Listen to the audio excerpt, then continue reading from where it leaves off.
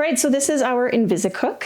It's a induction cooktop mounted underneath the porcelain countertop. So it needs to be 12 millimeters thick, which is what we have.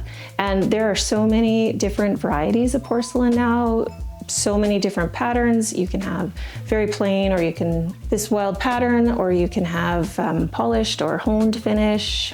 There's really an endless amount of variety. It's really durable. It's man-made. Lots and lots of positives to it. Quite popular now. I would say it's one of the bigger trends with quartz as well. And you just tip out the control panel.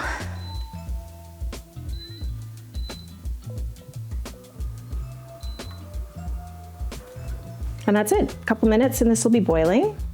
So if you don't have it in the right spot, then it'll beep at you and tell you that you need to move it back. And after a while, if you haven't fixed it, then it will just shut off.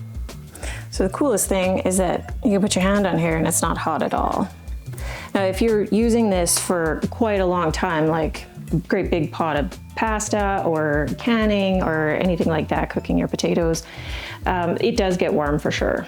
And you do still have to be careful, but nothing like a regular stove.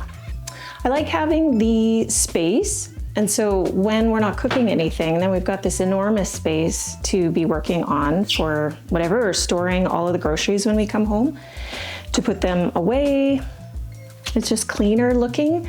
I think another option that some people will choose is they'll put it in their island, and you can, on Tuesday night, make your pasta while you're watching your TV, but then on Saturday night, you can be entertaining all your friends gathered around the island, and you don't have a cooktop in your way. Or you could heat up your hors d'oeuvres or any kind of snack, and it's pretty slick, honestly. The cleaning is really, really easy.